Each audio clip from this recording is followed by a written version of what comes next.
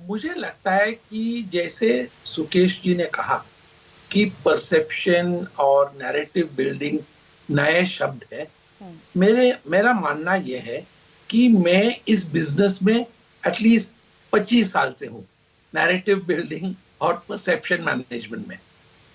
Perception management अब लोगों को समझ आ रहा है कि ये जो परसेप्शन से हार जीत डिसाइड तो होता ही है, पर उससे ज्यादा लीडर का स्टेचर भी इससे डिसाइड होता है।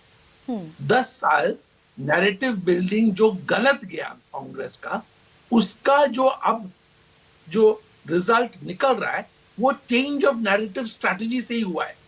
इसके वजह से अब परसेप्शन उनका धीरे धीरे ऊपर चढ़ रहा है। लेकिन ऐसा क्या बदला Dilip ji? I am very sorry to intervene, लेकिन ऐसा क्या बदला? भाई तीसरे टर्म में भी बीजेपी ले आई 240 सीटें, तीसरे टर्म के बावजूद कांग्रेस रह गई 99 पर, और उसे इतना एग्जिजरेट कर किया, इतना हाइप पर पहुंचाया कि ये विक्ट्री है वो डिफीट है। ऐसा क्या बदला जो परसेप्शन नए सिरे से बिल्डअप हो रहा है? देखिए, परसेप्शन में बदलाव ये हुआ है कि बीजेपी ने हर बार उनका सीट एक्सपेक्टेशन रेज करते गया, और ये रेजिंग में उन्होंने कोई डिलीवरी नहीं किया। जो भी हम नैरेटिव बिल्डिंग करते हैं उसका थोड़ा सा बेसिस होना चाहिए। वो क्रच पे वो जो जोर देते हैं, जो भारी लेना है, वो भारी उनके नैरेटिव में अब लेना मुश्किल हो जा रहा है।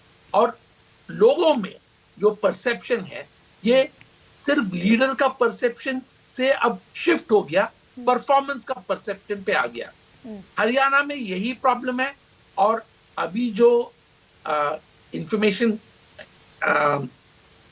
दिया गया है कि 10,000 फाइल या 1,000 फाइल साइन कर रहे हैं, वो भी एक परसेप्शन का खेल है।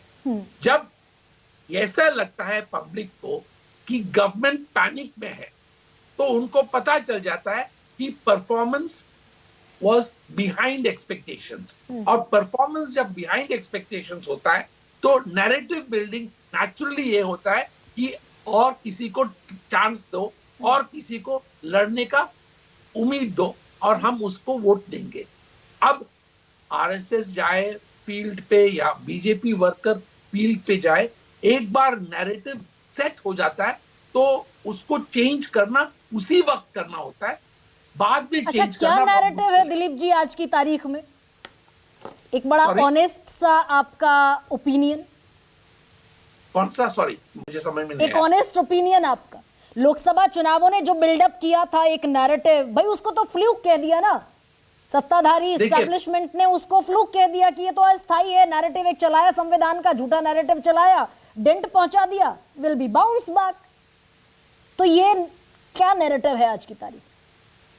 आपने ऑनेस्ट आंसर पूछा, और जैसे आशुतोष ने कहा था कि मैं कड़वी सच बताऊंगा, मुझे लगता है कि ये परसेप्शन का फेलियर जो है वो 2024 में नहीं हुआ, 2022 से ये परसेप्शन फेलियर चल रहा है। और ये जो अभी नतीजे निकले हैं, it is a result of failures from 2020 2022। I am just giving a random date and not specifying a particular thing, but farm laws के बाद से ये परसेप्शन गिरते गया।